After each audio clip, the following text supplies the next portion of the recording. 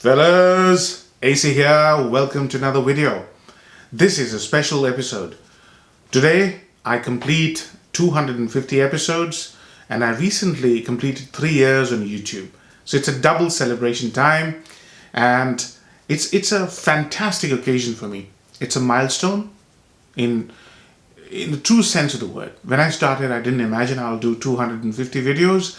When I started, I did not imagine I'm going to last 3 years. It takes a lot of persistence to last 3 years on YouTube because people generally tend to associate their measure of success by the number of subscribers. Yeah, and my subscribers numbers, I'm very happy with them, but it may seem very low to some people. But that's not why I do videos. I do videos to create amazing content, and the kind of content that I create has a lot of space. You know, I was looking at my numbers today and I've crossed 3.5 million minutes view time. 60% of my views are unsubscribed views. Yeah, so that tells you one thing. Even if people don't subscribe to you, they watch your content if the content is worth watching. Yeah, and to a large extent that gives me a lot of satisfaction, because I don't create these videos to have 100,000 subscribers or more. I create this to spread the knowledge that I have, the love and the passion I have for the fragrances, and that's being met from day one. Yeah, when I started, I was using very basic equipment. If you look at my equipment now, it's probably 2 or 3 times better. The video quality is 2 or 3 times better, but the content has never been shabby, and that's what I'm proud of. I'm very thankful to the people who subscribe to me, who leave numerous encouraging comments. It's just amazing. And it just fills your heart with gratitude for what I have, rather than, fantasize about what I don't have. I don't care, to be honest with you. I care that people come to my channel and have a good time, enjoy, because I enjoy making these videos. So, I wanted to do a special episode today. And since Guerlain is my favorite house, I thought I'll do a video showing you the entire Guerlain collection I have. And I've got 25 fragrances in this video. This video is going to be a very long one, right? So stay put, as it'll take a lot of stamina to do this video. And I'm going to do it in one sitting, like I always do my videos. It won't be a one-cut video. Most of my videos are one take, but this won't be one take. But I'll try and do a sort of a technical documentary of Guerlain. There's none on the internet, none on YouTube. I'll do a proper Guerlain documentary. Yeah. So let's start. So Guerlain is a house which has many firsts to its name. The most notable one is Guerlain has made more than 800 fragrances. That is staggering. Yeah, no other house can lay claim to that many fragrances. And it is a house that from day one has spoken to me. And Guerlain basically has its root in the very existence of modern perfumery. So it started off in 1828, and it was started by one very enterprising Frenchman called Pierre-François Guerlain. He set up shop in 1828. And his star, if you like, his fortune turned when he was appointed to create the fragrance for the wife of Napoleon III, and her name was Empress Eugenie. He created Eau de Cologne Imperiale. Now, it is still available. I haven't smelt it, but if you want to sample, this is what the bottle looks like. It's still available. So this is how Guerlain became famous in 1856, I believe, if I'm not wrong. These are the facts I don't remember, so I've written them down. And it was basically a fragrance that shot Guerlain into prominence in the French society. Now, let me give you a little primer of what perfumery was. See, in the 1800s till about the 1890s, perfumery was all about eau de cologne. It used to be very asperitic. So it will have lemony, citrusy notes, and at most it will have civet or lavender. That's what it was. It used to last half an hour to 1 hour. They would sprinkle their handkerchief, put in the gloves, and that is what accepted perfumery was. Yeah, it was only when in 1881 Houbigant created Fougère Royale. That's when perfumery was born. And if you're interested, I have reviewed Fougère Royale. I'll try and put a card up there just for you to see. Fougère Royale was the first artificial fragrance created, and it used a compound which was discovered recently called coumarin. It's basically something that exists inside a tonka bin, and it was essential to create that green fougère accord. So that's when modern perfumery started, right? This is how it started. So we are getting into the meat of this video. So how I have organized this video is chronological. I gave it a lot of thought. I said I could randomly pick up fragrances, or I could do a designer and niche, because I have a huge collection of Guerlain. I said, let me do a chronological video. So I'll start from the very first Guerlain, which was the first synthetic Guerlain fragrance created by Guerlain. So the story is that there was a firebrand Guerlain. His name was Aimé Guerlain. He went to UK. He came here and he fell in love with a girl. He just did the opposite way. People go from here to Paris to fall in love. He came to England and fell in love with a very beautiful woman whose name was Jicky. And he ended up creating this fragrance because he was heartbroken. They both fell in love, but the family of the girl didn't accept him. So he went back to Paris, all heartbroken. And he ended up creating this amazing fragrance, and he called it Jicky. Now, a lot of people speculate that Jean-Paul Guerlain was also called Jicky, and this fragrance is based on Jean-Paul. It's not right. Basically, the fragrance is his sort of photorealistic expression of what Jicky was like. So, let's talk about Jicky. And it's in my collection. I have the extrait version. This is the first fragrance I'm going to show you. And Jicky was an absolute blockbuster as far as the achievement of Guerlain is concerned. It's a fantastic fragrance. It's based on vanilla and lavender, but at the base was where the experimentation happened, where Aimé Guerlain created a base which was heavy in civet. Now the ladies of those times, we're talking about 1889, did not appreciate this one at all because it was outrageously animalic. So they didn't accept it, but the men, and only the bravest of the men, really liked it. So it became very popular with the men of the 1890s. Now what this fragrance is basically a fragrance centered around sparkling bergamot.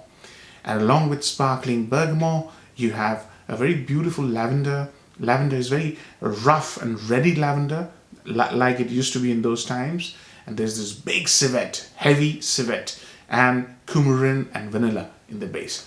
This fragrance, the extrait version, has a lot of vanilla and very deep and rich vanilla. This extrait version will set you back by 175 pounds. So this is not cheap. And if you're a big fan of Guerlain, you should try. I've tried the EDT. I didn't like it that much, but I really love the extrait. This Guerlain, this Jicky version, was resurrected in the 1990s by none other than Roger Dove, who used to work for Guerlain. He used to work for Jean-Paul Guerlain. So I really like the Jicky. I really like to wear it in any season, but my preferred is spring. This spring, I will review it. Now, we move to the next fragrance in the list, and it is basically a male counterpart of Jicky. It is Mouchoir de Monsieur. Now, Mouchoir de Monsieur has this beautiful bottle which has 69 bees. So let's talk about the bee first.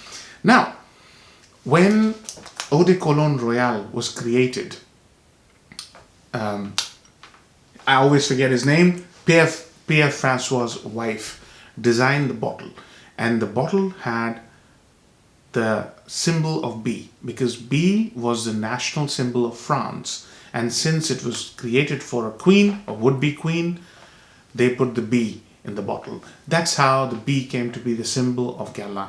Now this fragrance here, Mouchoir de Monsieur, is basically a refined Jicky.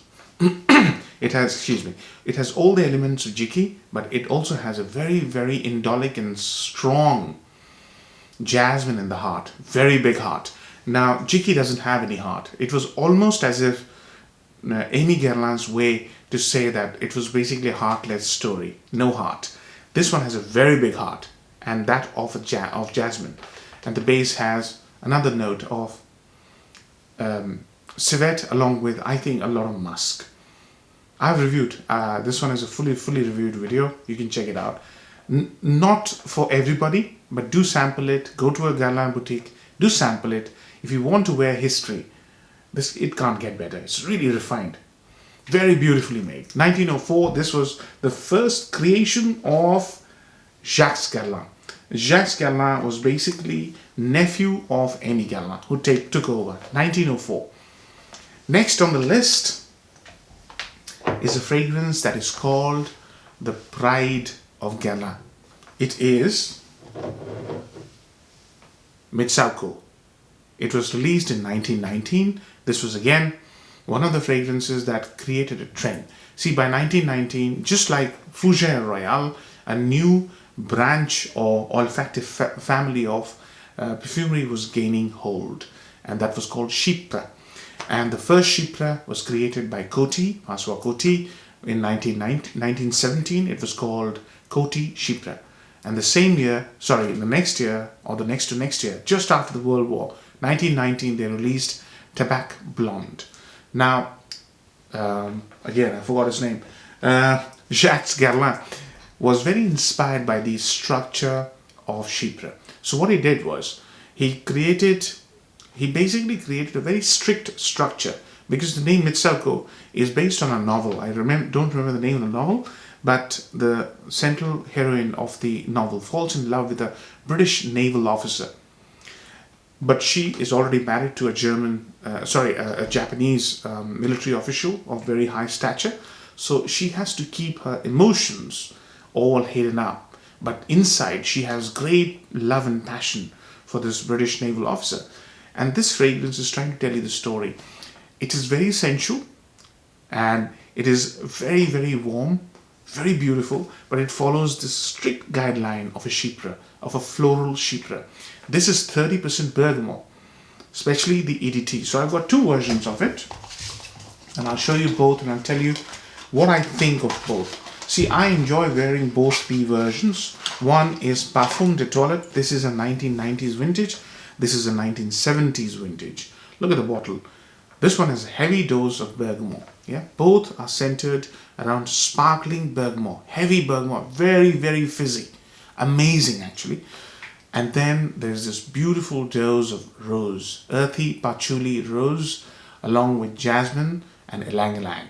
And in the base, they bring in a beautiful aldehydic fruity note, and that was the first time they used that note. It's called aldehyde C14, which smells like a peach, and that peach is combined with coumarin and oak moss and vetiver. It's a beautiful fragrance. Both have amazing characteristics. It's very fizzy, very elegant, slightly on the lighter side.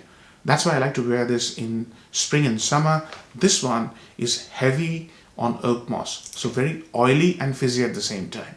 This is a fragrance which is still known as the Pride of Guerlain. Unfortunately, the oak moss was sort of in the banned list of IFRA in 2014, and they had to reformulate Mitsouko. And I have not smelled the current version of Mitsouko, but I can tell you, if you can get your hands on the vintage versions, you will not regret it. It's beautiful. So, moving on. So I've done 4, 21 to go. I better hurry up. So next on my list is a fragrance that I am hell-bent on making men wear. Some of you have guessed it. I did one of the most lengthiest reviews of this fragrance on internet. This was released in 1925, and it is called Shalimar, the one and only Shalimar. This is the first Oriental created by Guerlain, and this Oriental still remains one of the most popular fragrances in the whole world. If you go to Fragrantica, they do a poll every year, and every year either this or Chanel number 19 tops the list. Almost 100 years, almost 5 years short, and it still tops the list of the most adored, most liked fragrance in the whole world. And I want you men and ladies who are watching this video to try this. Some of you have tried it. Some of my subscribers, men subscribers, have come back and told me how fantastic Shalimar is. Shalimar is not a fragrance, it is an experience. This fragrance is based on a true love, you know, Shah Jahan's love for his lady who died while giving birth. So I've done a full review, you can check it out. This fragrance is centered around vanilla. Vanilla is the sweet spot of Guerlain. Guerlain is famous for its vanilla, and they have used vanilla in about 25% of their fragrances, and they have brought in so much variety with the use of vanilla in every one of their fragrances, you will see. And this vanilla, this fragrance again has no heart. Yeah, this fragrance rushes to its dry down, and its dry down is absolutely magical. But remember, it has a very, very beautiful bergamot and rose to start with. And in the dry down, it's my scent of the day. It has amazing opoponax, and with count four animalic notes: castoreum, civet, ambergris, and musk. It is delightful. And the one that I'm wearing today, so I've got 3 versions of this. This is the current Eau de Parfum. I also have a 1990s Parfums de Toilette, which is absolute favorite of mine. This is what I'm wearing today. It is amazing. Absolutely amazing. The vanilla is just superb. Yeah.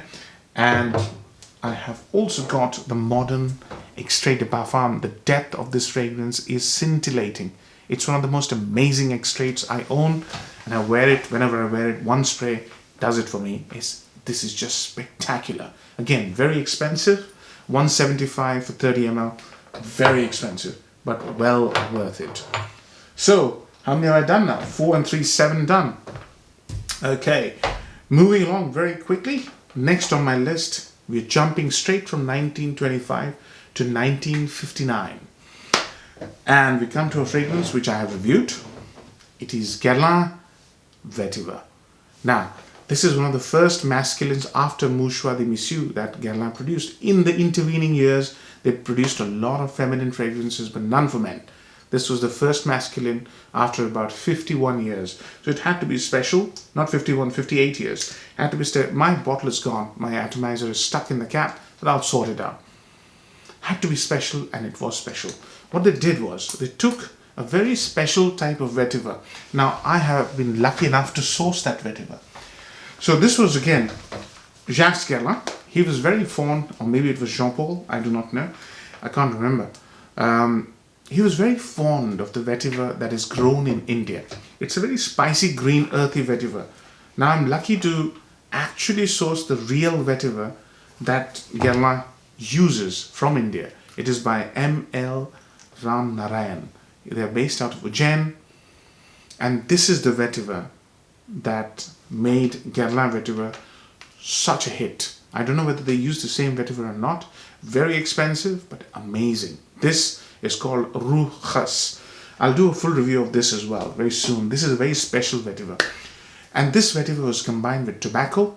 And I've done a full review, so I won't spend too much time. But this is a gold standard for vetiver fragrances now. Every soliflor on vetiver is marked against this vetiver fragrance. This is a vintage. I don't have the current formulation, but I'll get one. But this vintage is spectacular. Yeah, this is just an amazing vetiver fragrance, quite masculine because of tobacco, and it's quite earthy. It actually has quite a few shades, and I suggest the current version of Guerlain Vetiver is equally nice. I have another version of the Guerlain Vetiver which I really like, and this one is Guerlain Vetiver Frozen. This is discontinued, and this one is more similar to Tom Ford's Grey Vetiver. This is very milky. It almost has this effervescent grapefruit in it. It's just beautiful. Very milky, very, very soft as compared to the original Guerlain Vetiver, which is very masculine, yeah, and smoky. This is very gentle, sweet, and more greener vetiver, if you like. So I've got to do a full review, but I really enjoy both those vetivers. Now, we have done 1959, now we are jumping on to 1965. The next fragrance in my list is a fragrance that is a must-have for anybody. You may or may not like it, but you have to respect it. It is Habit Rouge 1965 EDT. This fragrance is charismatic. This fragrance single-handedly changed my perception about dated fragrances. I used to be afraid of this fragrance because I thought, oh, this is 1965, there's no way. This is the first Guerlain I bought. And the moment I smelt it, I knew that this is the house which I have to explore more. This is where my journey started, and I'm sure there are a lot of people out there whose journey started with this. And there are many variations to this. I've done a full review, and I've also done a comparison video between this and the EDP. This is my favorite. I still have to try Eau de Habit Rouge, and the other one is Dress Code. I want to try that. I haven't, but this one is all about the color red. It signifies the red hunting jacket, the favorite British pastime of hunting. And it basically is centered around lemon, bergamot, rose, and leather. But the way they've created this fragrance is so lemony. It is so lemony when it starts. And it almost feels as if you're wearing a lemon-based fragrance or lime-based fragrance. And when the dry down arrives and when the leather comes out, my God, that leather just changes your perception about this fragrance. It's just beautifully sophisticated, elegant, just charming all the way. But this is for people who like their refined tastes, who like to wear tweed jackets, that kind of stuff. Slightly mature, but this is not dated. Try it. I was like that. But once I tried it, I was converted. So Habit Rouge was the next one. Now, we jump from 1965 straight to 1989. And I believe this is Jean-Paul Guerlain's creation. Jean-Paul Guerlain was basically the grandson of Jacques Guerlain. Now, he is the last Guerlain. After that, the name of Guerlain family was not associated with the Guerlain creations. It was changed. It changed hands a few times, and I'll come to that. So 1989 was the creation of a masterpiece called Samsara. Now, Samsara uses two of the most divine or spiritual notes, jasmine and sandalwood, but you won't believe the concentration. This has 30% sandalwood. Nowadays, obviously, there are different variations to that. There are different chemical substances used, but the sandalwood here is 30% by volume. So you can imagine such a heavy dose of sandalwood along with a massive heart. Like the other fragrances where there's no heart, this one has a huge heart of jasmine along with rose and ylang-ylang. This is a beautiful sandalwood fragrance.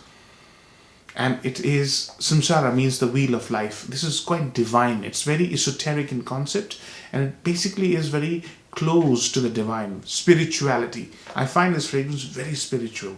In fact, I find the note of sandalwood very spiritual, and I'm a massive sandalwood lover. So Samsara, this I believe is the EDT. I love the EDT. This is the vintage, and I also have the extrait. I was blown away. I was absolutely blown away by the depth and the complexity and the actual nature of this extrait, Samsara. Just amazing. Again, very expensive, but well worth it. If you like sandalwood, if you like jasmine, and if you like ylang-ylang, this is amazing. And it was released for women. I think it's very suitable for men as well, as long as you don't mind jasmine. Jasmine is really very beautiful in this fragrance. This fragrance is amazing. So, Samsara done. Now we are moving to a fragrance which I reviewed recently, and it is Heritage. Now, Heritage is one of those fragrances that I can't get enough of. And I've done two reviews. One is the full review of this EDT, and the other one is a comparison video to Roja's Danger, which is basically an inspiration from Heritage. This is a highly complex fragrance, but this is a Chypre. It has 28 odd notes. It's very, very complex, but it's so beautiful and it's so complex and it's got so much depth and character. It smells different in different moods, seasons, just like Samsara. Like Shalimar. Shalimar on me smells different in different seasons. Similarly, Heritage smells different in different seasons. Yeah, the complexity of this fragrance is mind-boggling. And I've got two versions. My favorite is the EDP currently, and if you can get hold of the vintage EDT, this is amazing. This is outstanding. I love it, and it's so affordable. It's just amazing. So you can probably give it a try if you like a bit more creamy and a bit more fragrance with a bit more depth. Then this one is amazing. If you like a bit of sprightly herbal character, then the EDT is better. But you can give it a try. You can own both. They're so good. So from 1990 we jump straight to 2004, and I want to introduce you to a fragrance which I call the last of the great Guerlain. And this fragrance was created by Beatrice Piquet. I've reviewed this fragrance. It is none other than L'Instant de Guerlain 2004. This one is an EDP concentration, and it's amazing. This uses some unusual notes, chocolate or cacao rather, patchouli combined with anise. It's based on the Arabian drink called arak. I've done a full review. You can check it out. This is fantastic. It is bright. It is complex. It's gentlemanly. It harks back to the old French perfumery days, the classic French perfumery. This is one of those fragrances that I can't have enough of. I can wear this in any season. I've worn this in winter and summer and autumn and spring. I've loved it every single time. This is special. So L'Instant de Guerlain, done a full review. You can check it out. In my view, this is when Guerlain stopped making amazing designer fragrances. Now, most of their emphasis is on their niche fragrances, in my opinion. So this is why I called it the last great Guerlain designer. Because after this, whatever designers I've seen can't match the designers that they used to produce and have stopped producing since 2004.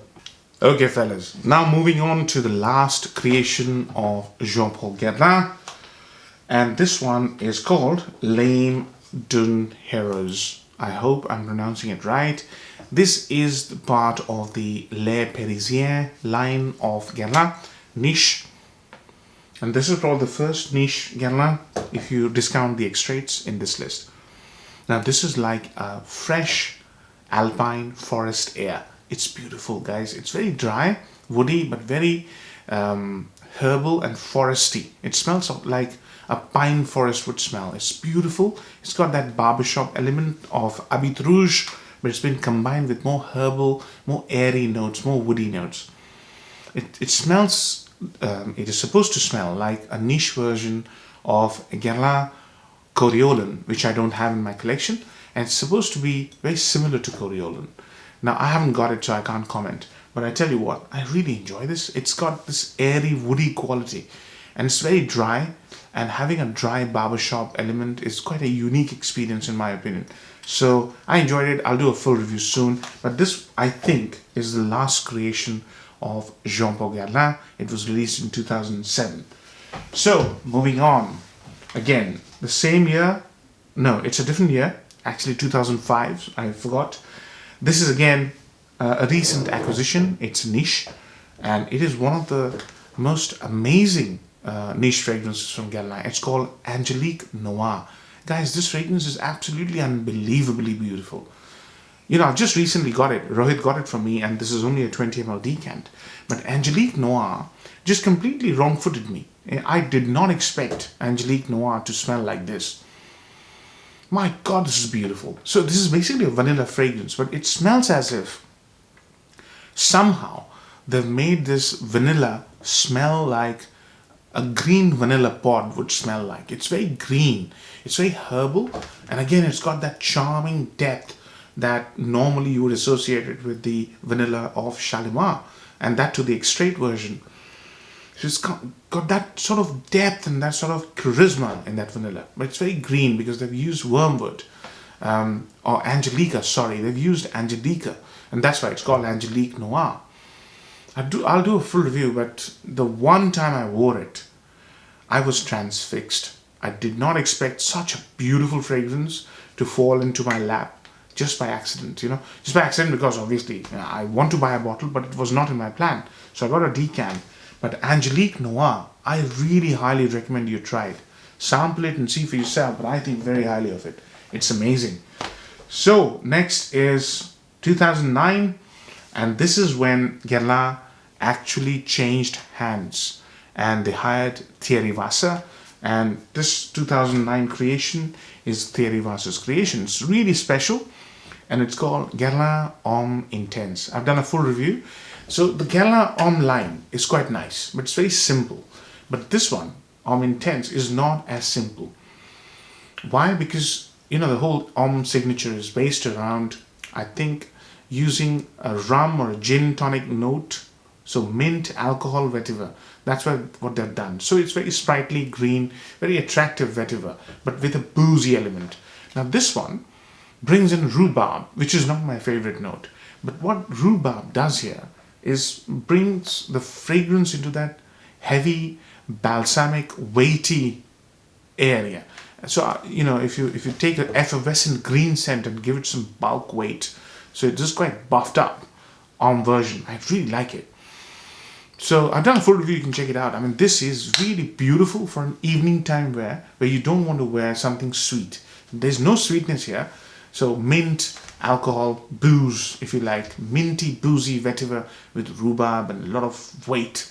Really nice. Enjoy it. So if you, in the winter time, if you don't want to wear anything sweet, I think you can give it a try. It's really nice. So Guerlain Home Intense done, 2010. We're moving to 2010 now. How many have I got left? 1, 2, 3, 4, 7 left. So we're moving to 2009, and this fragrance is like a very expensive bakery. That's the best way I can explain it to you. It is called Tonka Imperial. Guys, Tonka nowadays is the flavor of the year. You get so many fragrances that use that synthetic Tonka, which I'm sick and tired of. You want to smell Tonka? Real Tonka. Try this. Tonka Imperial is going to blow your mind. Now, this fragrance, when it starts off very mellow, yeah. But when it starts to dry down, that's when it explodes off your skin. So be very careful with the number of sprays. Now, this has got an amazing note of Tonka, and it's combined with tobacco. Now, Guerlain is not very famous for making tobacco scents, but here they have. So Tonka and tobacco combined with pine. It's a very sophisticated, elegant, expensive smelling gourmand. This is the only fragrance in my collection from Guerlain that smells like a gourmand. Absolutely beautiful. Tonka Imperial, try it. I love it. I have got to do a full review soon. In fact, I recommended it to one of my good mates, Abdullah, and he came back and said it smelled amazing. It started off on him smelling ordinary, but now he's completely converted. So try Tonka Imperial. It's very special. Okay, so we're moving to 2010, and this is, out of all the fragrances, this is the fragrance that I really enjoy wearing. I won't say this is my favorite, but I really enjoy wearing this. It's called Arsene Lupin Voyou.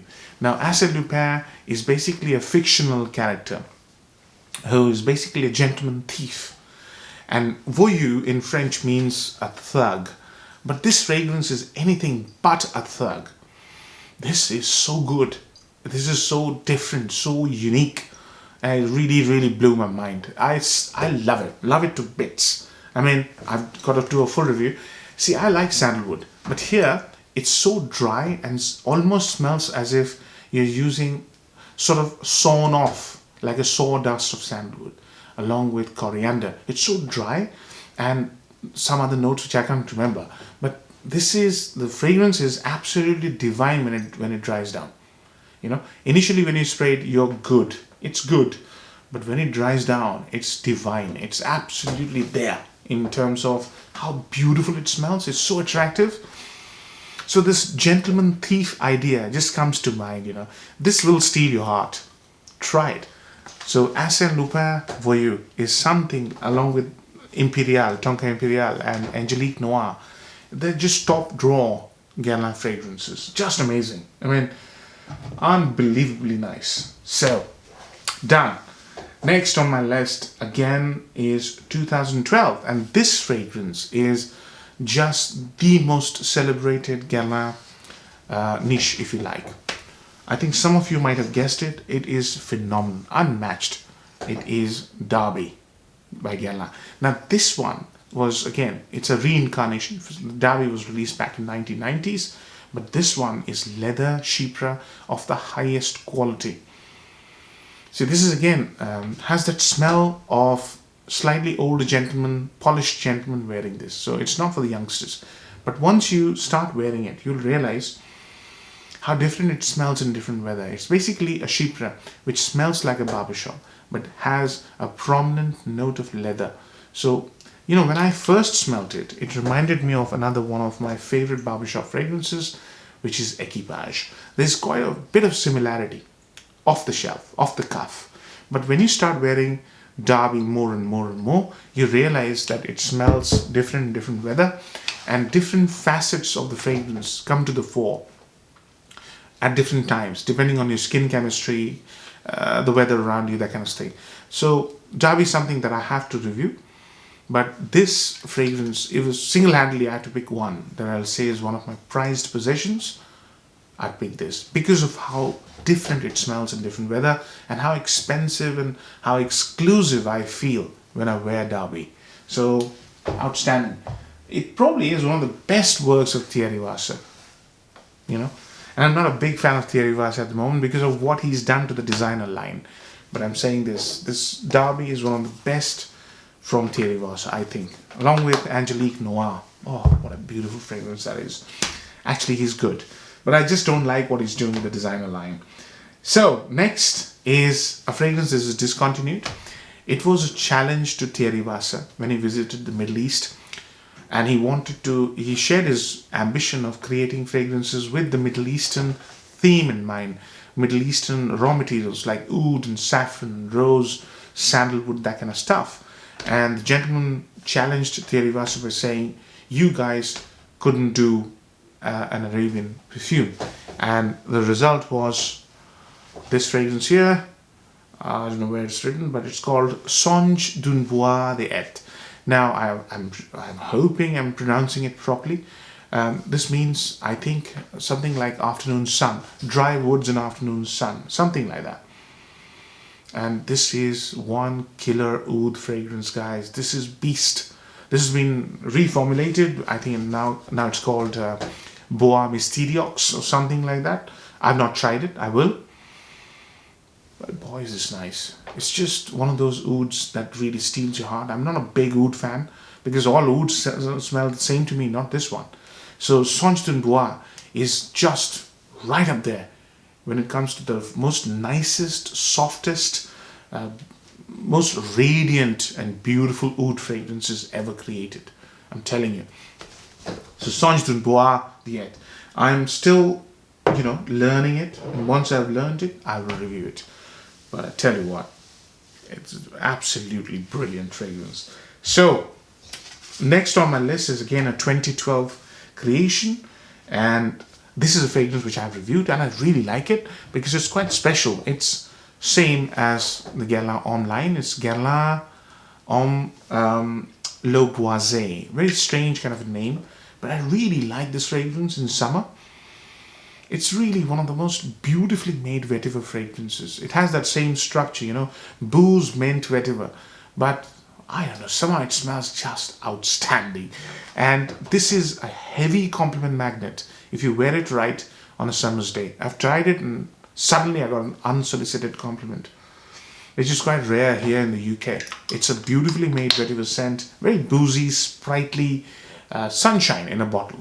So Guerlain Home Le Boisee, check out my detailed review. All you have to do is go to my channel and look at playlists.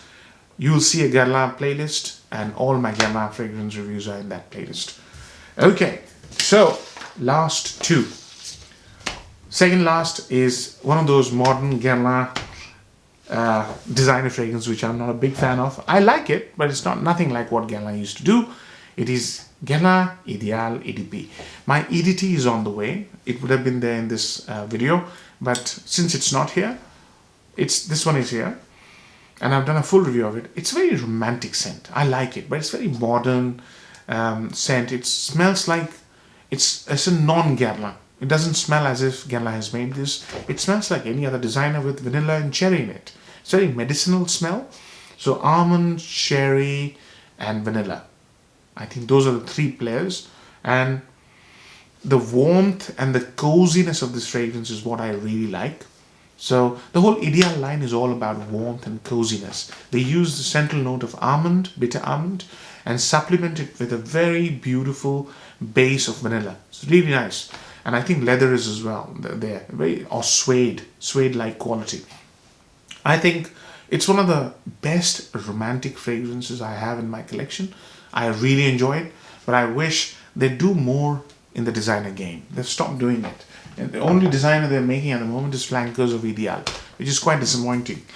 So save the best for the last, and this is again a recent acquisition. It's a niche, and it's again from the L'Art de Matière line, art and material. This one is called Neroli Outrenoir, absolute blockbuster fragrance. I love Neroli, but what they've done here is a killer Neroli fragrance. Full review coming soon in spring. Absolutely mind-bogglingly beautiful.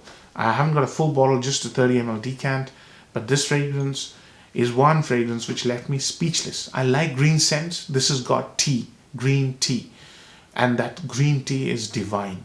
It's got a beautiful note of neroli, petitgrain, bergamot. This is outstanding neroli fragrance in my collection. Once spring starts, once the weather starts to get a bit warm, I'm going to do a full review. And if you don't want to wait till then, do yourself a favor. Sample this fragrance. It will change your perception of having a beautiful green scent in your collection if you don't already have one. I love my green scents.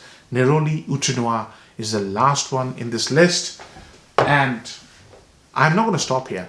There are 800 Guerlain. I'll own at least 80. So whenever I had a sizable addition to this collection, I'll do a part 2. Till then, I hope you like this review, fellas, and thank you for your patience because this was a long video. Enjoy. Take care. And don't forget to press the like button. Thank you, fellas. Take care. Bye-bye.